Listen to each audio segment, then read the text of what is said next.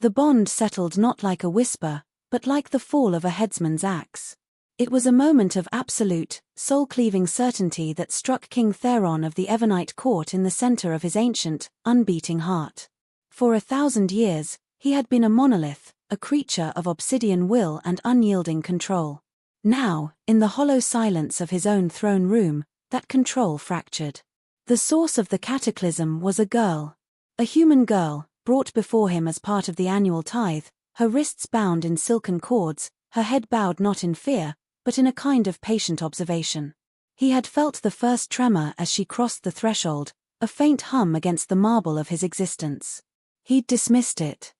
But as she was forced to her knees before the dais, her face lifted into the cold, silver light of the enchanted sconces, the hum became a roar. The fates, those cruel and capricious weavers, had finally presented him with his mate. His one, true counterpart in all of creation. The other half of his soul, forged to complete him. And she was broken. The realization was a shard of ice in his gut. He saw it in the way her eyes, the color of a storm-tossed sea, moved with a frantic intelligence that her lips did not. He saw it in the way the guards spoke about her, not to her. He saw it when his chancellor, a desiccated vampire named Lord Valerus, stepped forward and announced her with a sneer sheathed in courtly language. "Your Majesty, we present the final offering from the sunlit lands. Elara of the Grey Hills. There is a complication. The girl is a mute. Mute." The word echoed in the cavernous space, a pronouncement of lack, of deficiency. A king whose voice could command armies, shatter stone, and bend the will of lesser creatures was meant to be bound to a creature of silence. A queen for the Evernite court who could not speak its decrees, who could not whisper counsel, who could not scream his name in the throes of passion or pain. It was an insult. A cosmic joke with his immortal life as the punchline. The bond, however, did not care for politics or propriety. It surged through him, a tidal wave of pure, agonizing connection. It screamed at him to go to her, to tear the cords from her wrists, to lift her into his arms and feel the frantic pulse of her living heart against his dead one. It showed him visions of a future, her hands in his, her laughter echoing in the halls, a sound he now knew he would never hear, her warmth a constant sun in his perpetual twilight. The longing was so profound it was a physical agony, a hollowing out of his chest that left him breathless. He watched her. She did not flinch under his scrutiny. Her gaze was steady, her expression unreadable. Her hands, small and pale, were restless at her sides. They moved in a subtle, intricate dance, fingers weaving patterns in the air that seemed to speak a language all their own. A flicker of a thumb, a curl of a finger, it was a silent torrent of expression that he could not comprehend. It was noise he could not hear, and it infuriated him. "She is defective," Theron heard himself say, his voice a low thunder that made the very stones vibrate. The words tasted like ash. Each syllable was a betrayal of the screaming instinct inside him, a concession to the 1,000 years of pride and expectation that defined his reign. Valerus smiled, a thin, bloodless stretching of his lips. "Precisely, my king. Unfit. An unfortunate error on the part of destiny." Theron's gaze snapped to Elara. He willed her to weep, to show fear, to crumble under the weight of his pronouncement. He needed her to be weak to justify the violence he was about to do to his own soul. But she did not. Her chin lifted a fraction of an inch. Her hands stilled. Her sea-grey eyes met his, and in their depths, he saw not despair, but a profound and shattering disappointment. It was not the disappointment of a subject before her king, but of an equal who had expected better. That look sealed her fate, and his. It was a challenge to his authority, to the very foundation of his world. A world where power was spoken, where command was heard, where strength was measured in volume. Her silence was not an absence, it was a fortress, and he was standing on the outside. "The bond is a lie," he declared, rising from his throne. The court held its collective, silent breath. The air grew thick, cold. "The fates are fallible. I will not be shackled to a flaw. I reject this union." He felt the bond tear. It was not a clean break, but a ragged, brutal ripping of spiritual flesh. A scream echoed in the space between their minds, a sound of pure agony that was his and hers and something more ancient than both of them. His knees nearly buckled. He gripped the arm of his throne, knuckles turning white, the stone groaning under the pressure. Across the room, Elara gasped, a small, sharp intake of air that was the only sound she had made. Her hands flew to her chest, her face paling to the color of bone. For the first time, he saw a crack in her composure. He saw the pain. And a cruel, desperate part of him rejoiced in it. "Take her away," he commanded, his voice hoarse. "To the archives. Let her be forgotten among the dust and the forgotten words she cannot even speak." The guards moved, their armor clattering in the ringing silence. They pulled her to her feet. As they led her from the throne room, she looked back at him one last time. Her hands lifted, and with deliberate, graceful movements, she formed a sign. A closed fist over her heart, then opened, palm flat, pushing the gesture away from her body. It was an act of offering and release, of severance. A clear, silent statement he could not translate but understood in his marrow. It was not a plea. It was a judgment. Then she was gone. The great doors boomed shut, and Theron was left alone on his throne, with the cheers of his sycophantic court ringing in his ears and the gaping, bleeding wound in his soul where half of his existence used to be. The silence she left behind was louder, more profound, and more terrifying than any scream. He had chosen power over connection, pride over destiny. He had made his pronouncement, and now, in the echoing stillness of his victory, the long, slow process of his own damnation could begin. The days that followed the rejection were a study in hollow pageantry. Theron sat on his throne, presided over his court, and felt nothing but the phantom ache of the sundered bond. It was a constant, low-grade torment, like a string on a lute pulled so taut it hummed with the threat of snapping. He found himself seeking noise, filling his halls with musicians and petitioners, anything to drown out the profound silence that had taken root in his mind. But it was no use. The silence had a texture, a weight. It was shaped like a human girl with storm-grey eyes. He had sent her to the Royal Archives, a place that was less a library and more a tomb for paper. It was a sprawling, neglected labyrinth beneath the castle, where forgotten treaties, failed prophecies, and the histories of fallen houses went to crumble into dust. It was a place of ultimate irrelevance, presided over by a single, ancient vampire named Kale, who had long ago lost the favor of the court and was himself a forgotten relic. It was a sentence of slow erasure, a merciful cruelty designed to make her disappear without the messiness of an execution. Theron had told himself it was a kindness. He now understood it was an act of profound cowardice. He expected reports of her decline. He envisioned her weeping in the dusty dark, her spirit eroding with the decaying parchment, her silent world collapsing into madness. He waited for Kale to send word that the human girl had wasted away from grief, that the broken bond had consumed her. That would be the proof he needed. Proof that she was too weak, too fragile. Proof that his decision had been a king's decision, hard, necessary, correct. The first report came after a week. It was delivered by a nervous young page who stammered that the archivist sent his respects and an update on his new assistant. "She is well, Your Majesty," the boy squeaked. Theron narrowed his eyes. "Well? Define well." "She eats what is brought to her.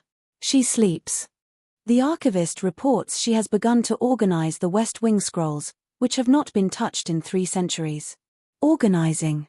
The word was so mundane, so contrary to the tragic, romantic decay he had imagined. It was a splinter under his nail. He dismissed the page with a wave of his hand, the phantom pain in his chest flaring with irritation. It was a fluke.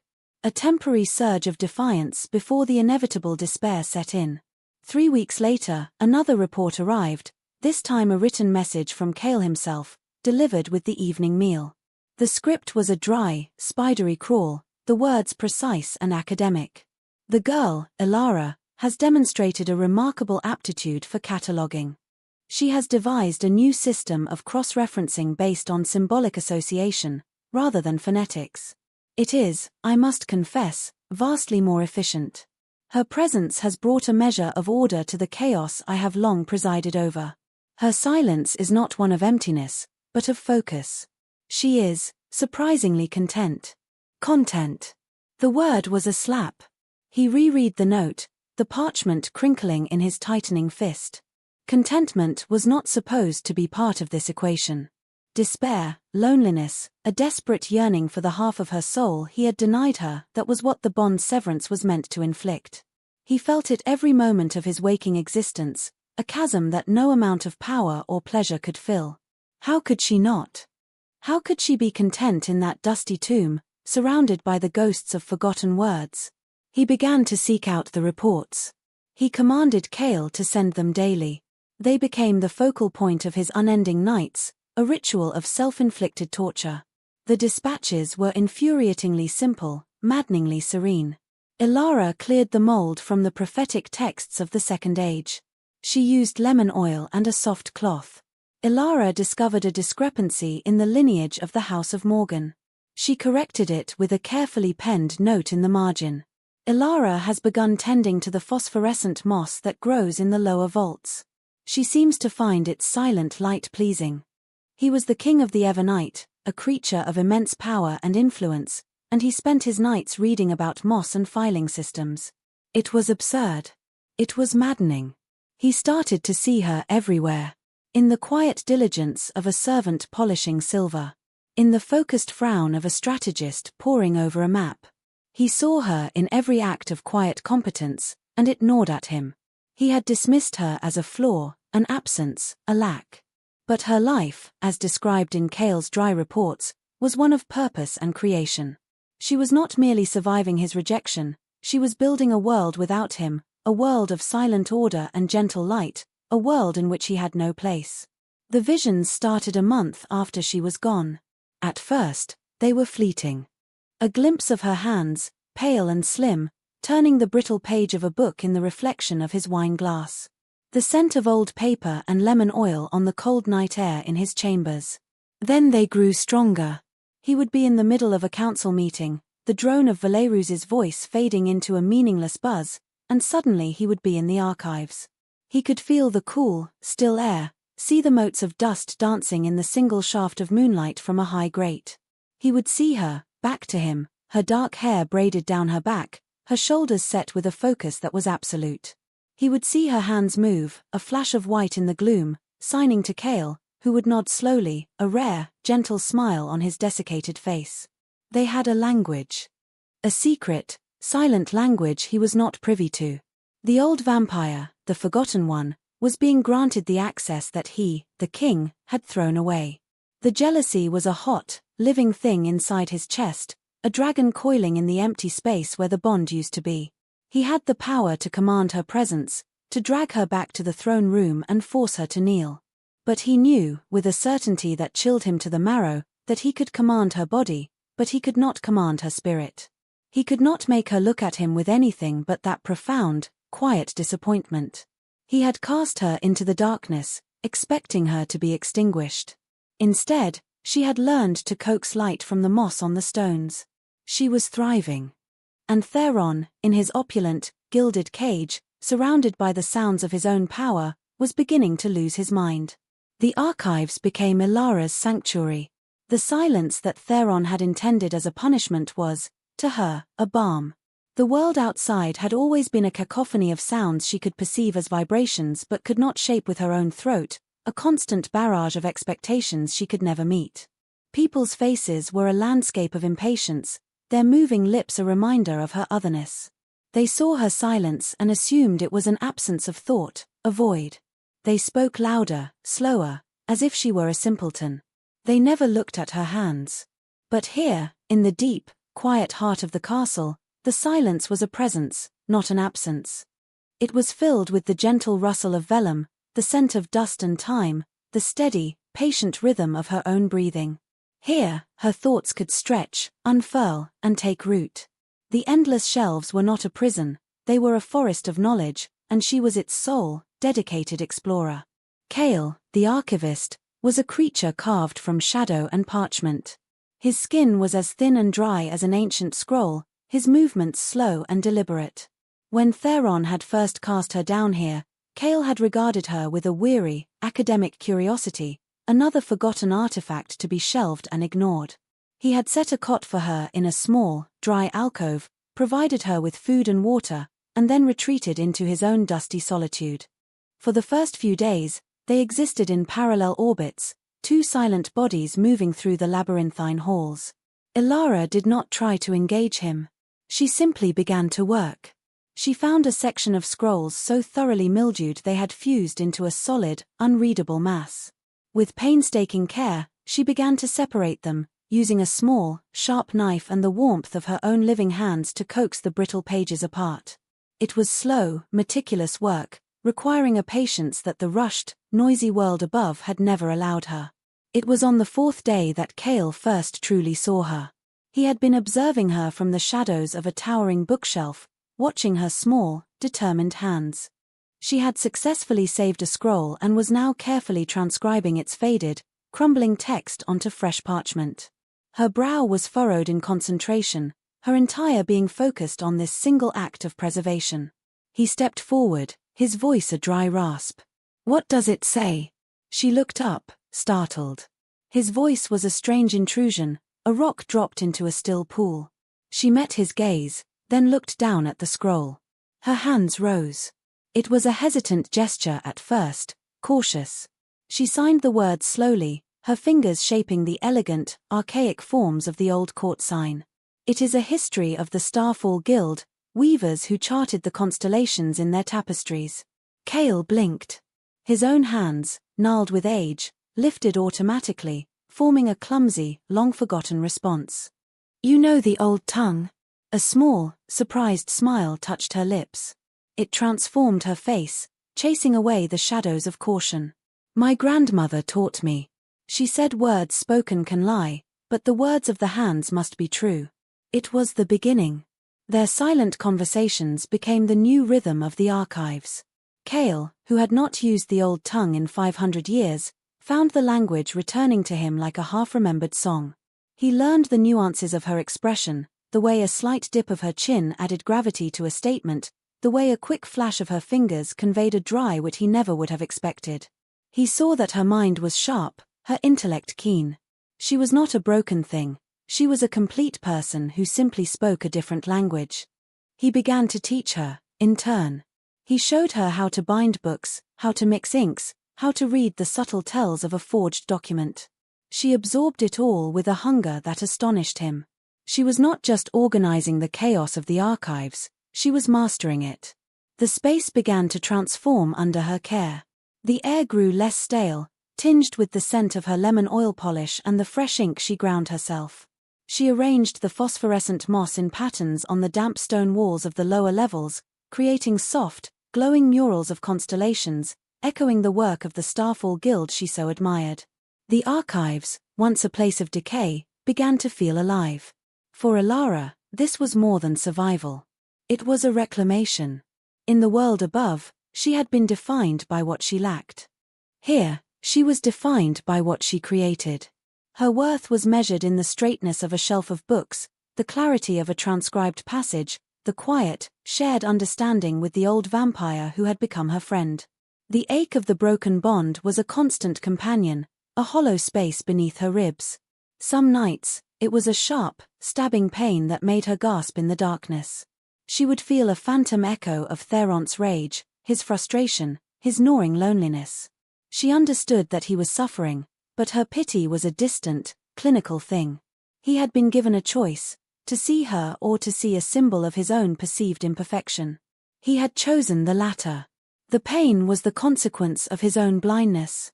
She would not let it consume her.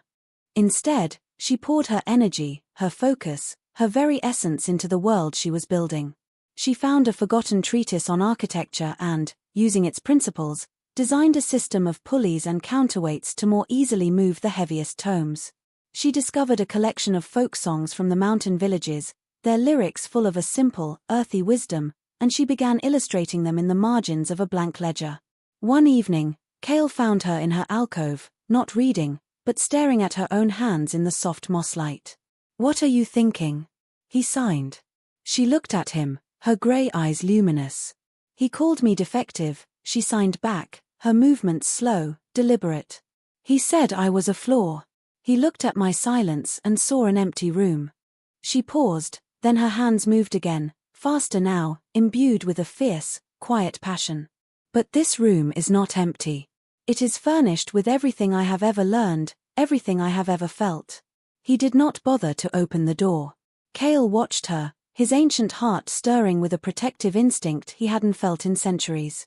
He had seen countless kings and queens rise and fall. He knew the corrosive nature of pride. Theron had thrown away a treasure, and he was so blinded by its unusual shape that he didn't even know what he had lost.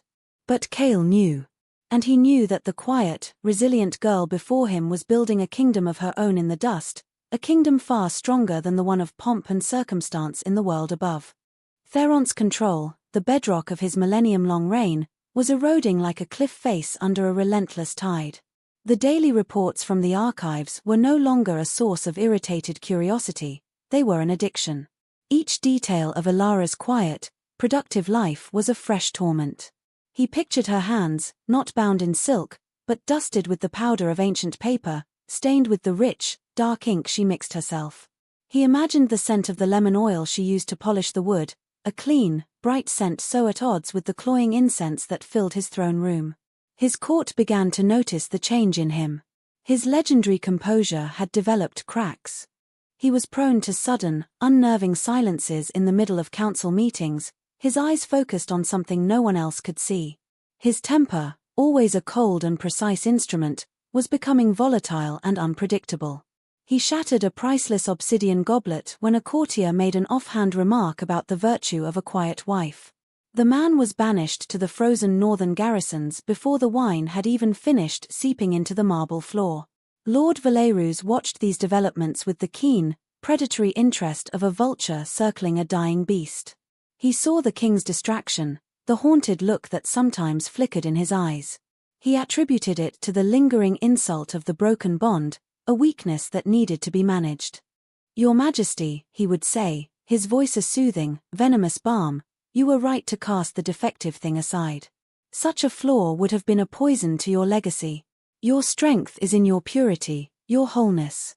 But Theron no longer felt whole. He felt amputated. The visions were growing more frequent, more vivid. He would be walking the battlements, the cold wind whipping his cloak around him, and for a moment, he would feel the cool, still air of the archives. He would see Alara, not as a distant figure, but up close.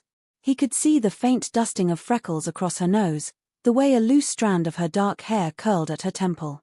He saw her smile, a genuine, unguarded smile, as she shared a silent joke with Chaol. The sight of it was like a physical blow, knocking the air from his lungs.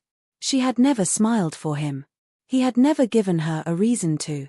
One night, the loneliness became unbearable. It was a physical presence in his vast, empty chambers, a cold weight on his chest. He stood before a grand, silver-framed mirror, but his own reflection seemed distant, unreal. As he stared, his image flickered. For a heartbeat, he saw her standing behind him, her reflection watching his with those serious, sea-grey eyes. He spun around, his heart, that useless, dead muscle, lurching with a desperate hope. The room was empty. The silence mocked him. He was the king. He could have anything he desired. Any woman, any treasure, any power. And the only thing he wanted was the one thing he had willfully discarded. The irony was so bitter it felt like poison on his tongue. He had rejected her for her silence, and now her silence was the only thing he could hear. It was the silence of his empty bed, the silence of his hollow triumphs, the silence of a soul that had severed its other half. Meanwhile, in the quiet world below, Alara was making a discovery. It began with a discrepancy, a single line in a royal genealogy that didn't match the record in a corresponding trade agreement. It was a small thing, a clerical error most would have overlooked. But Alara's mind, honed by the meticulous order of the archives, snagged on it. She followed the thread. For weeks, she delved deeper, cross-referencing shipping manifests, private letters, and forgotten court records. Chaol, intrigued by her focus, helped her, retrieving heavy, dust-choked ledgers from the highest shelves. What she uncovered was not a simple mistake. It was a deliberate, carefully constructed lie woven into the very fabric of the kingdom's history. A century ago, Theron's grandfather had usurped the throne from his older brother. The official histories recorded that the brother, Prince Lyran, had died of a wasting sickness. But Elara found the truth hidden in the private correspondence of the court physician. Prince Lyran had not been sick. He had been exiled. And the reason for his exile, the justification for the coup, was a secret that made the breath catch in Elara's throat. Prince Lyran had taken a mate who was a member of the Sun Singers, a nomadic human tribe who communicated not through speech, but through a complex song language. He had been declared unfit to rule because he had bound himself to someone considered incomplete, someone who could not speak the court tongue. The pattern was undeniable. It was a prejudice codified into law and history, a systemic rejection of any form of communication that wasn't verbal. Her own rejection was not a personal whim of Theron's. It was the inevitable outcome of a system of power built on a narrow, arrogant definition of what it meant to be whole. She found a portrait of Prince Lyran, hidden in a dusty folio. He had the same dark hair as Theron, the same strong jawline, but his eyes were different. They were kind. Beside his portrait was a smaller, more delicate sketch of his mate, a woman with long, flowing hair and a serene expression. Her name was Lyra. Beneath the sketch, the artist had written a single, damning note. Her silence was mistaken for emptiness, but in truth, it was a vessel for a music our court was too deaf to hear. Elara traced the words with her fingertip. In that moment, her pain, her sense of personal injury, coalesced into something larger, colder, and far more powerful, a profound and unyielding sense of justice. She was not just a rejected mate. She was the latest victim in a long line of silenced voices. She looked up at Chaol, her hands moving with a new, sharp certainty. He did not just reject me, she signed. He rejected a part of his own history. And I am going to make him read it. The king's descent into obsession was swift and total. He could no longer bear the second-hand reports. He needed to see her for himself. He needed to witness her misery, to confirm the narrative he had constructed in his own mind, that she was broken, lost, and desperate without him. Only then, perhaps, could the phantom ache in his soul be soothed. He announced a formal inspection of the royal archives, a decree that sent a ripple of confusion through the court. The archives had not been graced by a royal visit in over 400 years. Valerus was immediately suspicious. Your Majesty, there is nothing there but dust and decay. It is beneath your station. Allow me to go in your stead. No, Theron snapped, his voice sharp enough to cut glass. I will go myself. I wish to assess the state of our kingdom's historical records. It is a king's duty. The lie felt thin and brittle, even to him. His duty had nothing to do with it. This was a pilgrimage to the site of his own self-inflicted wound. He descended the long, winding stone staircase into the depths of the castle, the air growing cooler, thicker with the scent of old paper and damp earth. The flickering torchlight of his guards cast long, dancing shadows on the walls, making the shelves of books look like the teeth of some great, sleeping beast. He remembered this place from his youth, a dark, forgotten corner of the castle, a place of endings. But the archives he entered were not the ones he remembered. The oppressive gloom had been lessened. Soft, ethereal light emanated from intricate patterns of phosphorescent moss along the walls, casting a gentle, blue-green glow over the main chamber.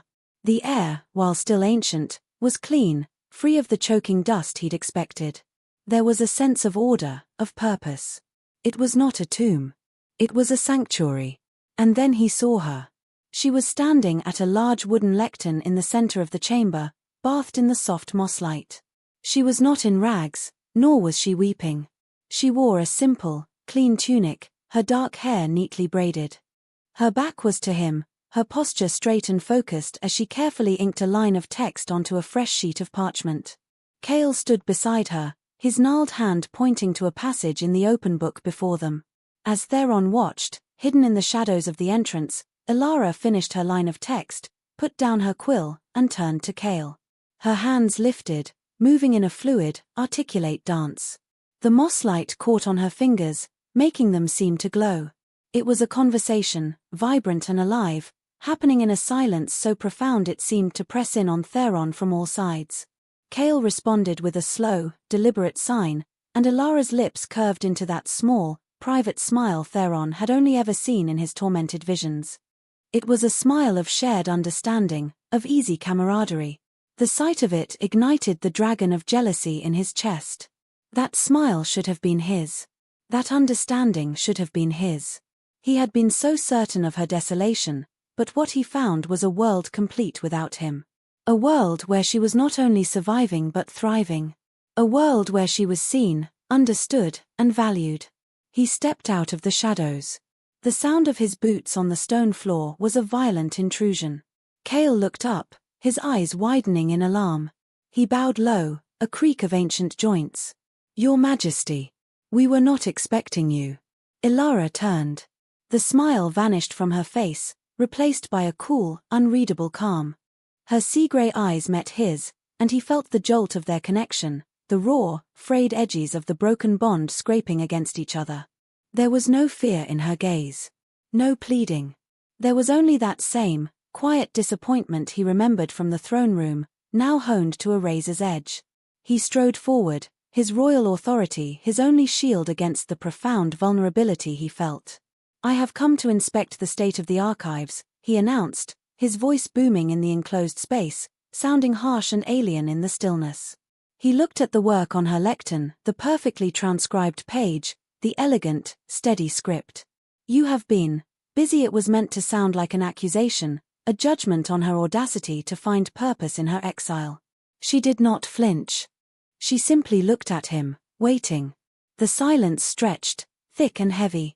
He wanted to scream at her, to shake her, to demand that she feel the same gaping emptiness that was devouring him. "Have you nothing to say?" he finally snapped respectively, the words dripping with a cruel irony that tasted like acid. Her hands lifted. Slowly, deliberately, she made a single sign. A hand held flat, palm down, sweeping across her body as if to indicate the entire chamber. Then, her fingers came together, pointing toward him, followed by a gesture that was unmistakably a question. "Is this what you expected?" He did not know the language of her hands, but the meaning was as clear as a shout in the stillness. It was not a question of a subject to her king. It was a challenge. A demand for him to confront the chasm between his arrogant assumptions and the reality before him. He saw in that simple gesture the totality of his failure.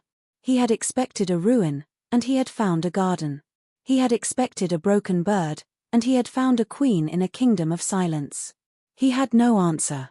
The power of his voice, the weight of his crown, the might of his kingdom, all of it was meaningless in the face of that silent, devastating question. He was the one who was lacking. He was the one who could not understand. Without another word, he turned on his heel and strode from the archives, the sound of his own retreating footsteps echoing his defeat. He fled the quiet order she had created, returning to the noise and chaos of his court, but the silence followed him. It was no longer an absence.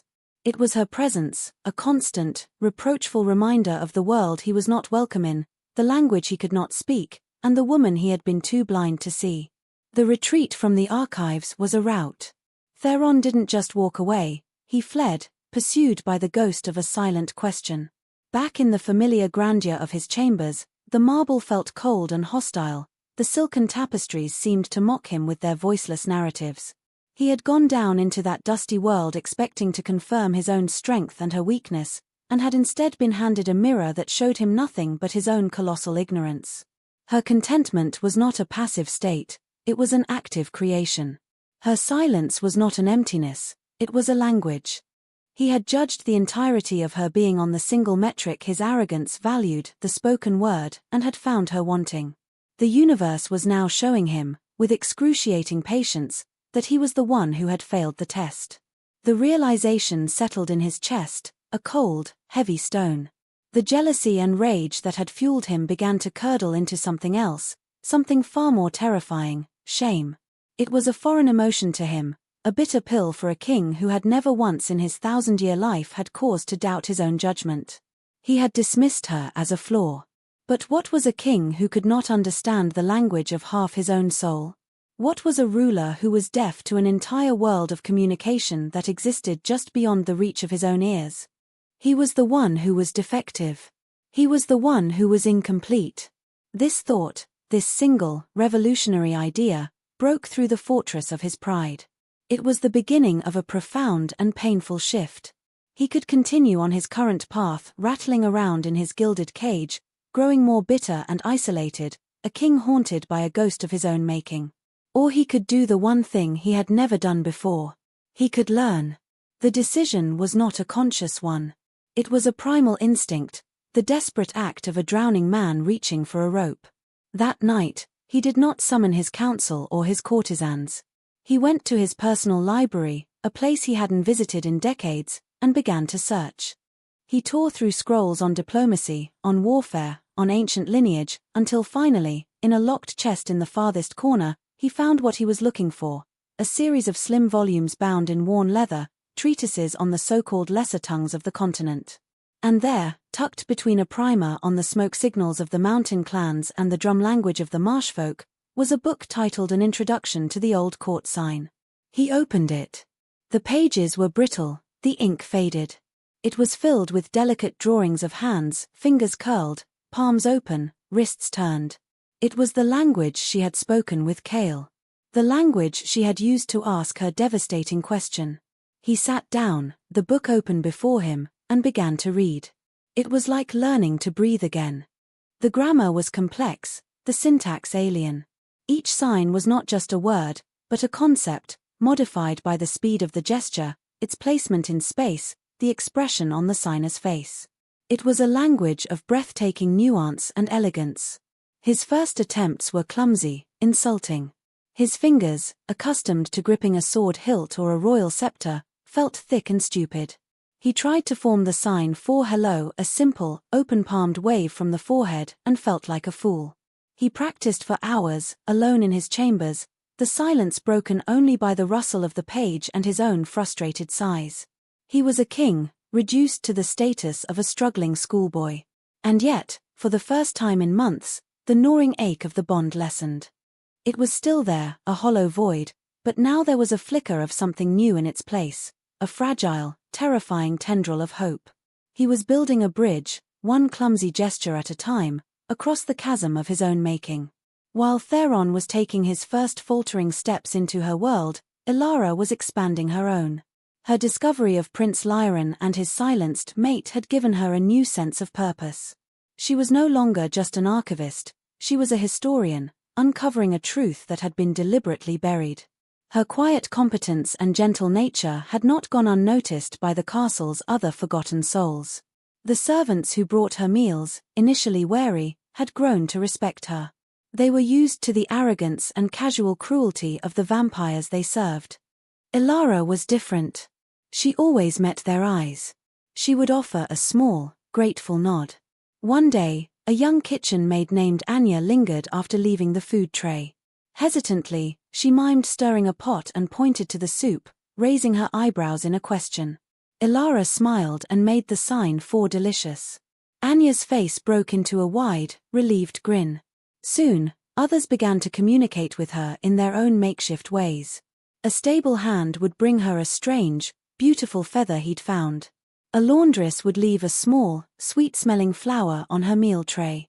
They were small gestures of connection, a community of the overlooked forming around her. They saw her not as the king's silent shame, but as one of their own, someone who existed in the margins, whose worth was not recognized by those in power. They became her eyes and ears. They brought her whispers from the court above of the king's strange moods, his sudden rages, his growing isolation. They told her about the courtier banished for a careless word, about the unease that was beginning to fester in the halls of power. Chaol watched this silent network grow with a quiet approval. He helped Elara, bringing her more records, more letters, more fragments of the story she was piecing together. He saw the fire in her, the resolve hardening in her gaze. She was not planning a rebellion of swords and banners, but something far more potent, a rebellion of truth. She was forging a weapon out of forgotten words and buried histories. One evening, she showed Chaol the final piece of evidence she had uncovered, a secret addendum to the old law of royal succession. It stated that any heir who bound themselves to a mate deemed vocally incomplete would forfeit their claim to the throne. It was the legal mechanism used to disinherit Prince Lyran. It was the unwritten law that had condemned her. This is what he fears, she signed to Chaol, her hands sharp and precise. Not me. Not my silence. He fears this. The loss of his crown. It is the foundation of his power, Chaol signed back, his expression grim. A foundation built on a lie, she replied, her gaze meeting his, her eyes like chips of flint. And I am going to bring it down. She did not need a voice to start a revolution. She just needed the truth, and the courage to bring it into the light. Theron's obsession with the silent language, and by extension, with Alara, did not go unnoticed. His erratic behavior and self-imposed isolation were creating a power vacuum in the Evernite court, and nature, especially vampire nature, abhors a vacuum. Lord Valerus, ever the opportunist, saw the king's perceived weakness not as a sickness to be cured, but as an opportunity to be exploited. Valerus had been the most vocal proponent of Alara's rejection. He had framed it as an act of strength, a king purifying his line from a defective element. Now, he began to subtly reframe the narrative. The king's lingering distraction was no longer the aftershock of a wise decision, but a symptom of a deep-seated flaw.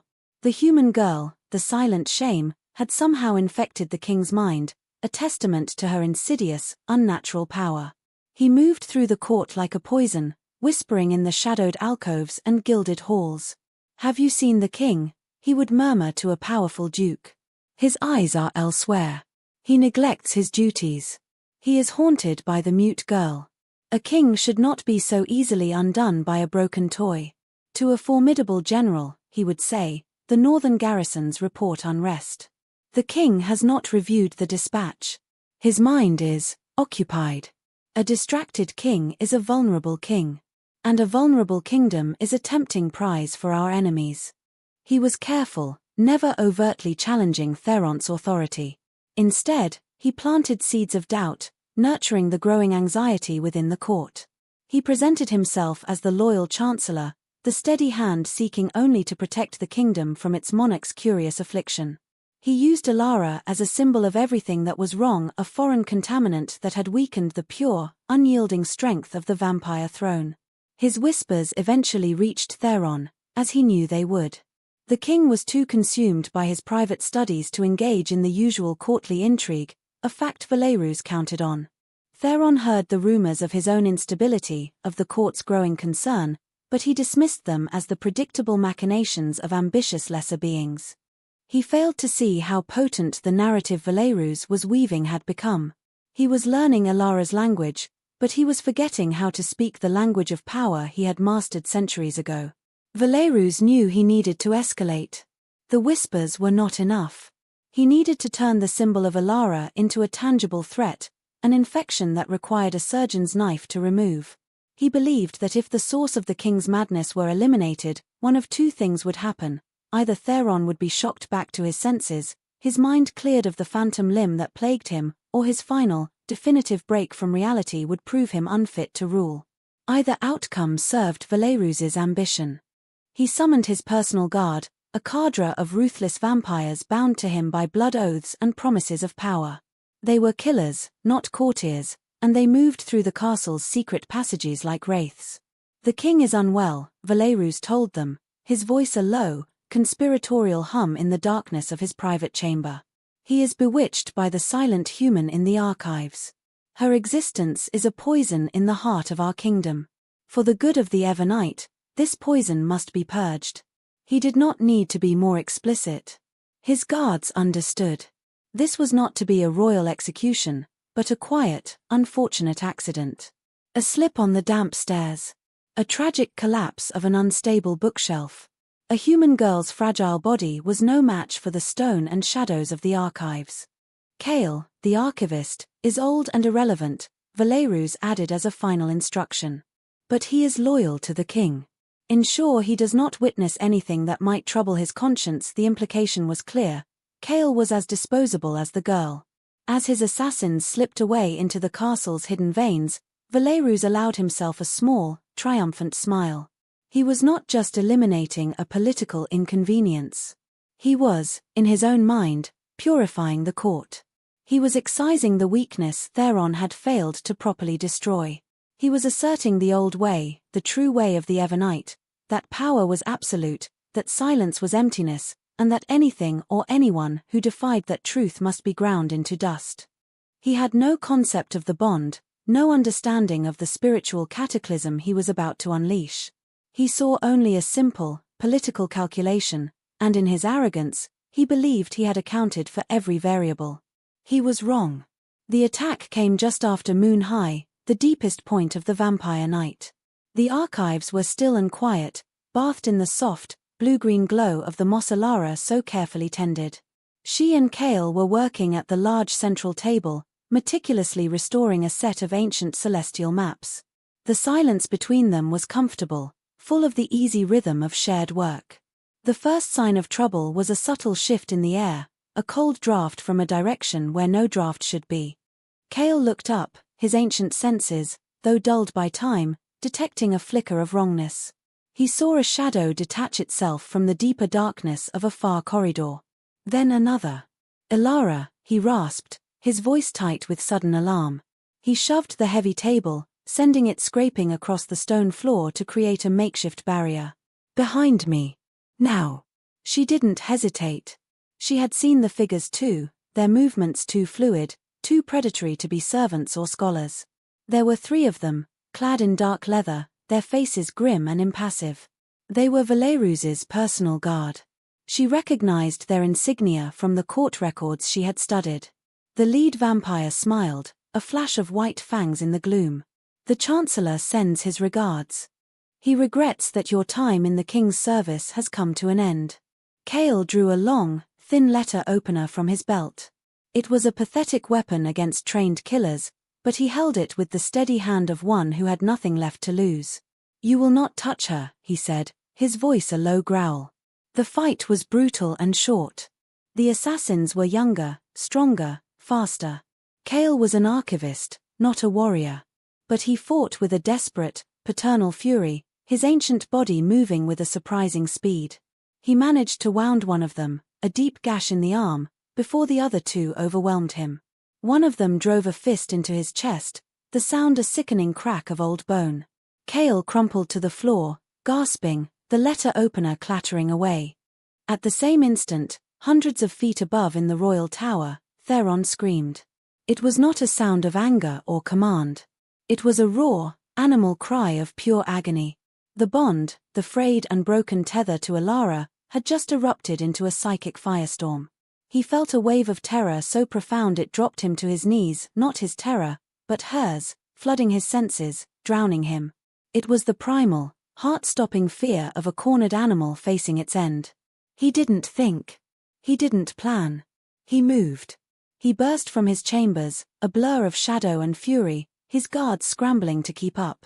The courtiers in the halls flattened themselves against the walls as he passed, their faces masks of shock and fear. They had never seen their king like this, his control shattered, his eyes burning with a terrifying, crimson light. He was following the screaming thread of the bond, a beacon of her pain pulling him down, down, down into the castle's depths. Back in the archives, the lead assassin advanced on Elara. She was backed against a towering shelf of scrolls, her escape cut off. Kale was groaning on the floor, trying to rise. Her heart hammered against her ribs, a frantic drum against the sudden, overwhelming silence. She was going to die here, in the quiet place she had made her own. But as the vampire reached for her, something shifted in her eyes. The terror was still there, a cold knot in her stomach, but it was joined by a surge of pure, defiant rage. She would not die a victim. She would not be erased. She grabbed a heavy, leather-bound book from the shelf beside her and swung it with all her might, catching the vampire square in the face. The impact was solid, satisfying. He staggered back, snarling, a dark bruise already forming on his pale cheek. It was a futile gesture, and she knew it. But it bought her a second. A second was all Theron needed. He exploded into the chamber like a force of nature. He was no longer a king, he was a wraith, a storm of vengeance. The assassins spun around, their eyes wide with shock at his sudden appearance. They had no time to react. Theron was on them, a whirlwind of motion. The fight was not a duel, it was a slaughter. He moved in slow-motion detail, each action precise, lethal. He broke the arm of the first with a sound like snapping wood. He drove his fist through the chest of the second, his expression a mask of cold fury. The third, the one she had hit, tried to flee. Theron was on him in an instant, lifting him off the ground by his throat. "Who sent you?" Theron's voice was preternaturally calm, a dead, flat sound more terrifying than any shout. The vampire choked, clawing at Theron's unyielding grip. "Valerus. Lord Valerus." Theron's eyes glowed. He squeezed, and there was a final, sharp crack. He dropped the body to the floor and the chamber fell silent, save for Cale's ragged breathing and the frantic beat of Ilara's heart. Theron turned to her. His rage fell away, replaced by a raw, desperate panic. He saw the book clutched in her hands, her knuckles white. He saw the defiance in her eyes, warring with the fear. He saw her, alive, breathing, unharmed. The relief was so overwhelming it felt like a physical blow, nearly buckling his knees for the second time in his long life. He took a step toward her, then another. He was covered in the dust and blood of the fight. He looked like the monster from the old tales. He saw her flinch, a tiny, involuntary movement, and it stopped him cold. He was the reason for this. His rejection, his neglect, his blindness had led her here, to this moment of terror. He remembered the book. The hours spent tracing the shapes of her language with his clumsy fingers. He lifted a hand, slowly, so as not to frighten her. It trembled slightly. He formed a single, hesitant sign, the lines imperfect, the movement unsure. A hand tapping his own chest, then pointing to her. "You." It was meant to be the sign for "Are you safe?" but in his haste and desperation, it was incomplete. It was just a question. "You." But it was enough. It was more than enough. It was the first word he had ever truly spoken to her in her own language. It was an acknowledgement. An attempt. A bridge. Ilara stared at his hand, at the clumsy, desperate gesture. Her breath hitched. The book fell from her fingers, landing on the stone floor with a soft thud. In the midst of the carnage, surrounded by the bodies of her would-be assassins, the king of the Evernight had finally asked her a question she could understand. And in that moment, everything changed. The aftermath of the attack was a vortex of charged silence. Theron stood frozen, his hand still extended in its clumsy, questioning gesture. Ilara stared at it, the frantic adrenaline in her veins slowly receding, leaving behind a shaky, profound stillness. He had spoken to her. Not with his powerful, booming voice, but with a language he had no reason to know. A language he had despised. Her gaze lifted from his hand to his face. The crimson rage was gone from his eyes, replaced by an emotion she had never seen there before, a raw, undisguised fear. He was afraid for her. The realization was as stunning as the attack itself. Breaking the tableau, she took a slow, deliberate step away from the bookshelf and went to Cale's side. The old vampire was struggling to sit up, clutching his chest. Ilara knelt beside him, her hands moving in a quick, anxious flurry. "Are you hurt?" "Where?" Cale managed a weak smile, his own hands shaky as he answered. "My pride, mostly. And a few ribs that are older than this castle. I will mend." Theron watched them, a storm of emotions warring within him. He saw the genuine, tender concern she had for the old archivist.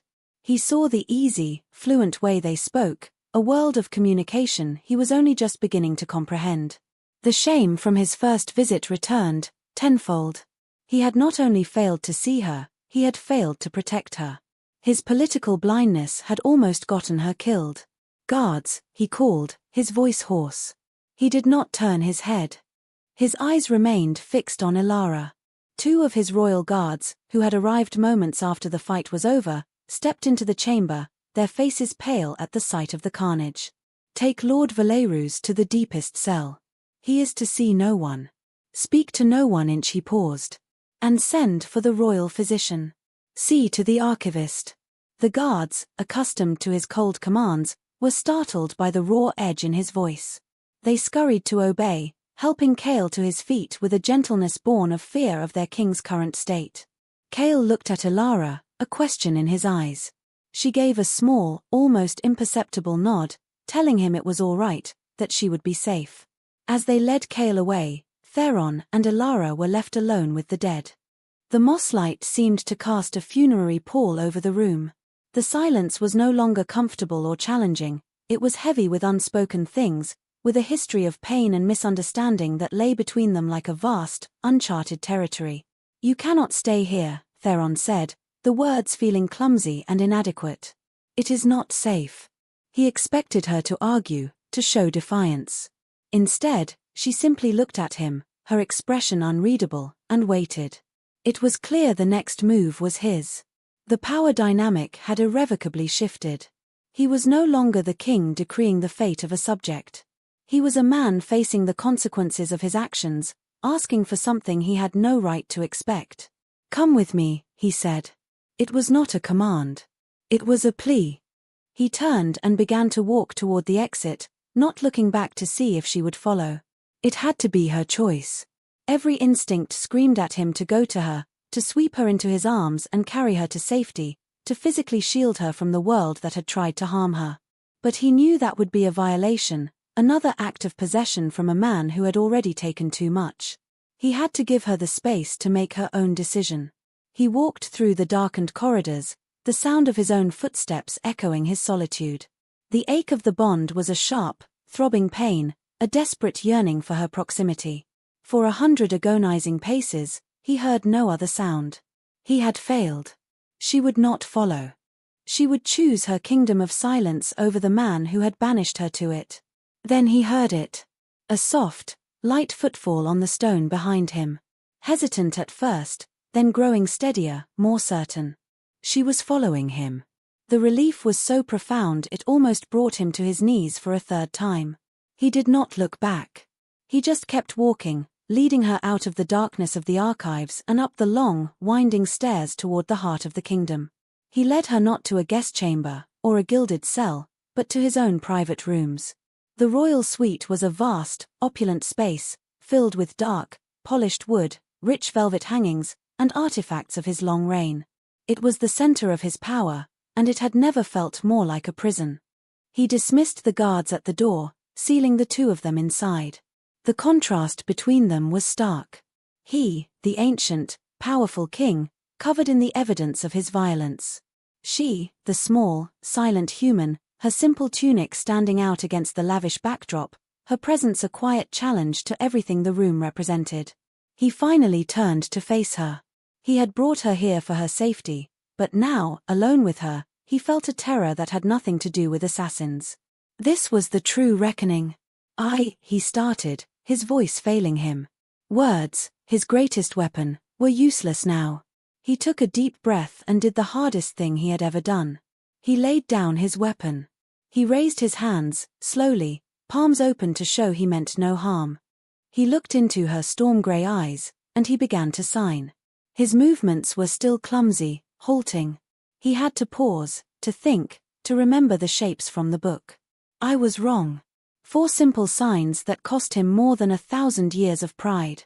He saw a flicker of something in her eyes, surprise, caution. He pressed on, forcing his stiff fingers to obey, to speak the truth he had denied for so long. I saw flaw, weakness. He tapped his own temple. Blind. He pushed the sign away from his own face, a gesture of renunciation. You are not a flaw. Your world, he made a gesture to encompass her, her silence, her language, is not empty. I was the one who was empty. He lowered his hands, his shoulders slumping. He had laid himself bare. He had admitted his failure, his blindness, his profound, world-altering mistake. He stood before her, stripped of his crown, his authority, his pride. He was just Theron, the man who had broken the most precious thing he had ever been given, and he was asking, with the only language that mattered, for a chance to learn how to fix it. Elara watched him. She watched the struggle in his hands, the concentration on his face, the raw, unshielded vulnerability in his eyes. Every clumsy gesture was a confession. Every hesitant sign was an apology.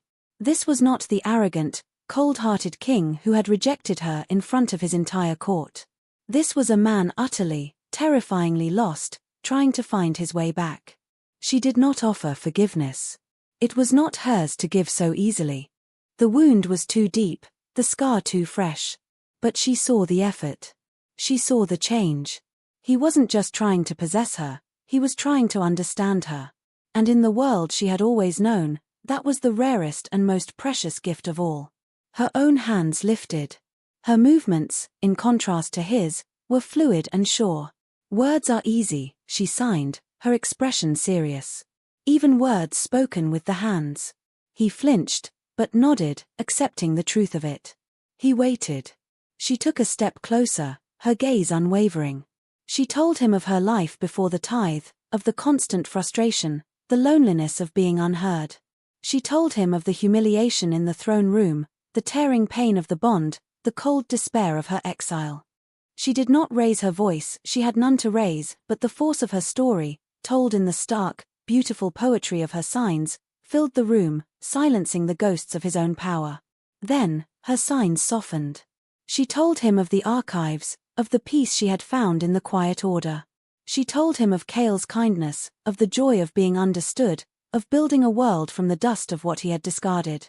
She showed him both the wound he had inflicted and the strength she had forged in spite of it. When she finished, she stood before him, her story hanging in the air between them. She had shown him everything. The choice was still his. He looked at her, his ancient heart aching with a millennium of regret packed into a few short months. He understood now. Love was not possession. It was not about finding a perfect reflection of oneself. It was about the slow, difficult, terrifying work of learning another person's language, of opening the door to their world and stepping inside, leaving your own crown at the threshold. His hands rose one last time, his movements more certain now, imbued with a conviction that came from the very core of his being. "Teach me," he signed. It was not a demand. It was a supplication. "Let me learn." Ilara held his gaze for a long, silent moment. She saw the truth in his eyes. The beginning of a long, arduous road. She gave a single, slow nod. An agreement. A contract. A beginning. She would teach him. And he, the king of the Evernite, would finally learn how to listen. The next morning, King Theron did something unprecedented. He convened the full Evernite court not in the grand throne room, but in the castle's central library, a vast, circular chamber lined with books from floor to ceiling. It was a place of knowledge, not just power, and the choice of venue sent a ripple of confusion and apprehension through the assembled nobility. They found their king standing on a low dais, but he was not alone. Beside him stood the human girl, the silent shame, no longer in a simple tunic but in a gown of deep midnight blue that matched the color of his own royal attire. She was not standing behind him or below him, but at his side, as an equal. Lord Valerus was not present, his absence was a thunderous statement. When the court had settled into a tense, whispering silence, Theron raised a hand. He began to speak, his voice carrying its usual authority, but there was a new timbre to it, a resonance of humility that no one had ever heard before. "For centuries," he began, his gaze sweeping over the sea of pale, aristocratic faces, "the strength of this court has been defined by the power of the spoken word. We have equated silence with weakness, with absence, with a lack of intelligence. We have built our laws, our traditions, and our very sense of superiority on this narrow, arrogant belief." He paused, letting the words sink in. He then turned his head slightly to look at Ilara, a silent acknowledgement passing between them. "I have been the greatest proponent of this belief. And I have been profoundly, shamefully wrong." A collective gasp went through the room. A king admitting error was unheard of. Theron ignored it. He continued, his voice steady. "I rejected the mate the fates chose for me because I could not hear her voice. I was deaf to her language, and in my deafness, I called her the one who was flawed." He then did something that shattered every remaining precedent of the Evernite court. As he spoke his next words, his hands rose, mirroring his speech with the clear, deliberate movements of the old court sign. The dual-language proclamation was a revolution in itself. "This is Ilara. She is not a flaw. She is not my shame. She is my mate. My queen. And her language," he signed and spoke the words with equal emphasis, "is now the language of this court." He declared that tutors in the old court sign would be made available to all, and that fluency would be expected of any who wished to have the ear of the throne. He announced that the laws of succession, the very ones Alara had uncovered, were to be rewritten. The old prejudices, codified into law, were to be burned. It was a coup, a complete upending of their world, delivered not with a sword, but with a quiet, unassailable moral authority. Some of the older, more traditional vampires looked aghast. Others, the more pragmatic, were already calculating the political shift.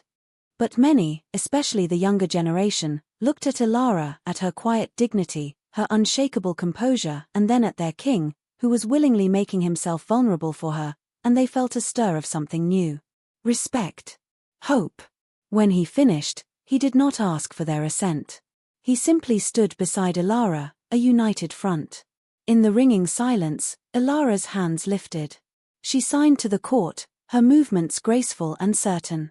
Theron, standing beside her, gave her words a voice for those who could not yet understand. A kingdom that listens with its eyes as well as its ears, he translated, his voice filled with a quiet pride, will see twice as much. It will be twice as strong. In the months that followed, the Evernite court was transformed. The castle, once a place of rigid, spoken formality, began to fill with the quiet flutter of hands. Conversations happened in dual languages.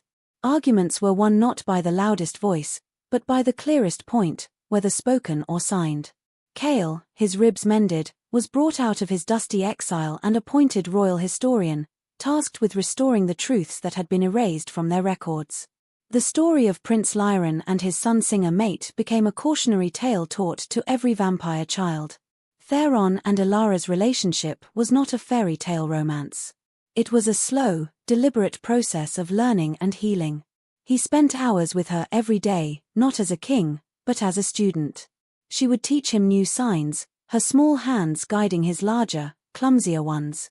He would read ancient poetry to her, his voice a low rumble in the quiet of their chambers, and she would show him how the verses could be translated into the flowing dance of her language. He learned about her wit, her sharp intelligence, her surprising stubbornness. He learned that her silence was not a void, but a space for observation, a place where she saw the small, telling details that everyone else missed.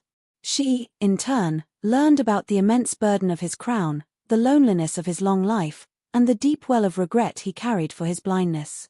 The bond between them began to mend. The raw, jagged edges softened, knitting together not into the fiery, demanding thing it had once been, but into a quiet, steady hum of connection, a constant, comforting presence at the core of their beings. One evening, nearly a year after the attack in the archives, they were walking in the castle's moon-dusted gardens. The air was cool and smelled of night-blooming jasmine. They walked without speaking, a comfortable silence between them that was more intimate than any conversation. He stopped by a marble bench and took her hand. He didn't speak. He didn't have to. He brought her hand to his lips and kissed her knuckles. Then, using his own fingers, he began to sign against her palm, a private, tactile conversation just for them.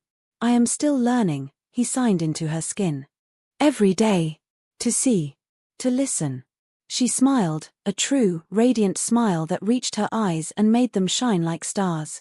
She turned her hand over and, with her own finger, traced a single, elegant sign onto his palm in reply. "Good," she wrote. "We have forever." He intertwined his fingers with hers, holding on as if she were his anchor in the vast, dark sea of eternity. And he knew, with a certainty that settled deep in his soul, that she was. He had lost his mind watching her thrive without him, only to find the truest part of himself in learning to thrive with her. The king had been saved not by his power, but by his surrender to a quiet, resilient woman who had taught him that the most profound truths are often the ones that are never spoken aloud.